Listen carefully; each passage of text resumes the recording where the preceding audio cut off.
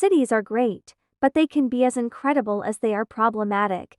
Ever zoned out on the subway and missed your stop, or trying to get down from the top floor of a bus and nearly broken your neck on the stairs? Luckily, some smart cookies have thought up ingenious solutions to these little problems, like light-up subway stops, bus slides, heck, even full-height skyscraper slides. So let's take a look at some of the most amazing inventions that might be coming to a city near you in the not-so-distant future. Hammock heaven. Stressful day at work? Can't cope with school essays? Too much YouTube drama? God knows there's a lot of it at the moment. Well, in Copenhagen, there's public places in the city you can go if you need to unwind and sway. Called off ground. This series of public hammocks are available in the summers on the boardwalks of the city center. They're a creative alternative to benches, and though they may look bizarre in an urban space, they do create an easygoing environment. Something that's desperately needed. In fast-paced cities, the hammocks are repurposed from old fire hoses and steel piping, cleverly upcycled for public enjoyment. Similar hammock designs have also been installed in Philadelphia and Brooklyn. Perhaps it will catch on as a popular city trend in the summertime. Heck knows, I could do with a place to relax and unwind in my city, fishing for the most interesting facts all day. It's pretty stressful sometimes. Clever casts. Everything's better in 3D,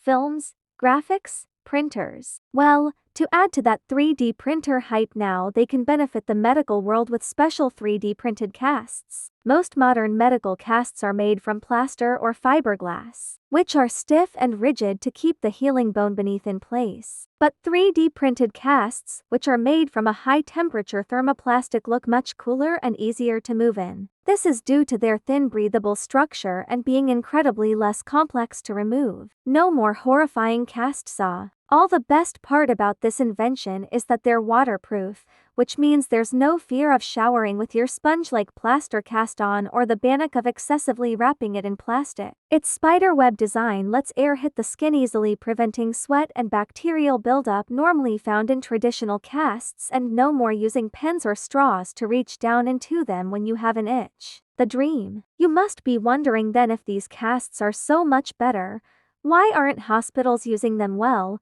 3D printed casts can cost anywhere from between $200 to $500, and plaster cast typically sit around the $250 margin. Many hospitals don't have the facilities or budget to accommodate 3D printers, and currently it takes 90 minutes to print just one out, which could add to longer hospital waiting times, and no one wants that. However, as technology advances, both the time and cost of these casts could be brought down to make them a more accessible option for all. Please give me this itch-free broken bone blessing. I am so very clumsy. I need this. Underwater doorbell. Locks are pretty impressive pieces of engineering, allowing those on canal boats to adjust the water level so that they can gradually climb or descend steep waterways. But have you ever wondered how fish navigate these locks? Well, one lock in Utrecht became the home of the world's first fish doorbell. They heard that right. Underwater cameras display how many fish are waiting in queue to pass through the lock,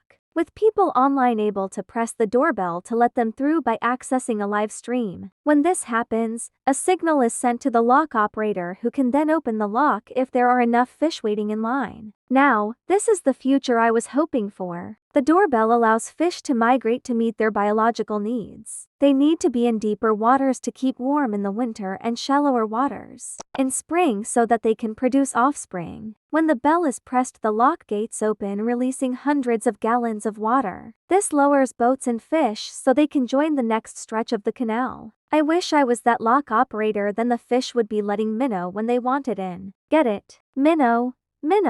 Couldn't resist. Yeah. Let's move on. Which of these inventions do you wish was in your city? Let me know down in the comments below, and thanks for watching. Please subscribe, like and hit the bell.